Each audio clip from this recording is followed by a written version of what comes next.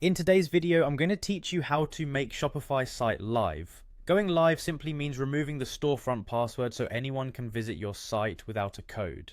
Before you flip the switch, take a moment to review your theme, product listings, pricing, taxes, shipping, and payment settings so your first visitors have a smooth experience. First, sign into your Shopify admin. Use your usual store login credentials and land on the main dashboard. You'll be changing just one setting and it only takes a minute. Next, look at the left sidebar of the admin.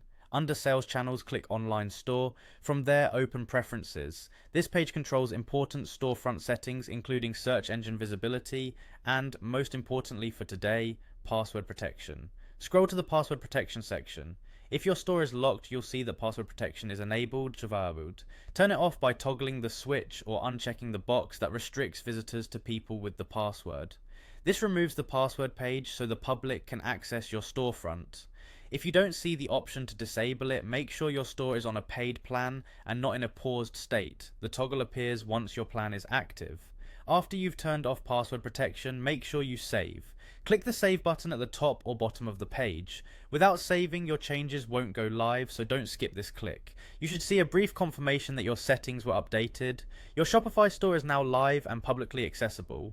To confirm, open your store's URL in a private or incognito browser window or on a phone where you're not logged into the admin. You should land directly on your homepage with no password prompt.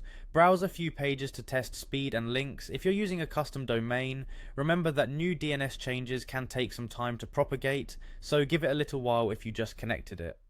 A few quick post-launch tips. Place a small test order, verify your checkout, and double check your notification emails and legal pages so customers see accurate information. If you ever need to work privately again, you can return to the same preferences page and re-enable password protection at any time. And that's it, you've made your Shopify site live by turning off the password and saving the change.